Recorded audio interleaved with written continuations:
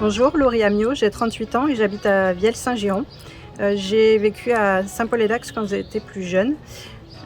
Aujourd'hui, je suis entrepreneur salarié en coopérative dans la communication web. J'anime des ateliers créatifs et je fais des formations web. J'ai décidé de me challenger cette année à réaliser l'affiche des fêtes de Saint-Paul-et-Dax. Pour moi, c'était aussi un petit clin d'œil à mon parcours puisque j'étais au collège Jean Moulin de Saint-Paul et j'ai eu la chance de participer à la première année pilote un collégien ordinateur.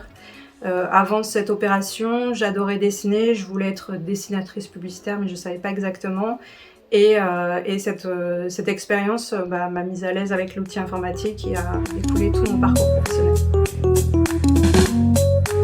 Je me suis posé la question de ce que représentaient les fêtes de Saint-Paul-et-Dax pour moi. Et tout simplement, déjà, c'était les premières fêtes que j'ai eu la chance de faire avec mes amis. Et ensuite, pour moi, c'est la fête, l'intergénérationnel, c'est voilà, quelque chose de très joyeux, festif. Donc c'est pour ça que j'ai voulu représenter de la couleur, quelque chose qui parle aussi bien aux petits comme aux grands.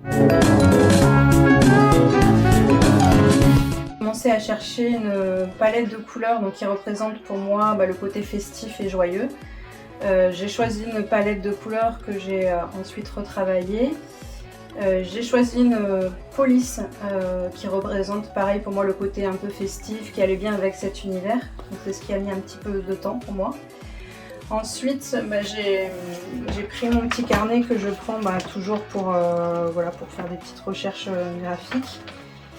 Et puis j'ai commencé à gribouiller des petites idées. Voilà. Alors c'est pas des dessins parfaits mais pour moi c'est ce qui me permet d'arriver à mes idées finales. Donc j'ai créé des petits personnages rigolos, je me suis dit que ça pouvait être sympa, ça irait bien avec l'univers que je voulais. Donc je suis passée ensuite sur l'informatique, dans le logiciel Illustrator où j'ai redessiné mes petits personnages. Et puis je me suis amusée à créer différents personnages, toujours avec le même type de tracé, un peu rigolo, un peu style BD. Voilà. À la fin, l'idée c'était ensuite avec tout ça de créer une jolie mise en page, donc de prendre tous les éléments que j'ai créés et puis d'arriver à faire une petite mise en page un peu sympa avec des petits détails.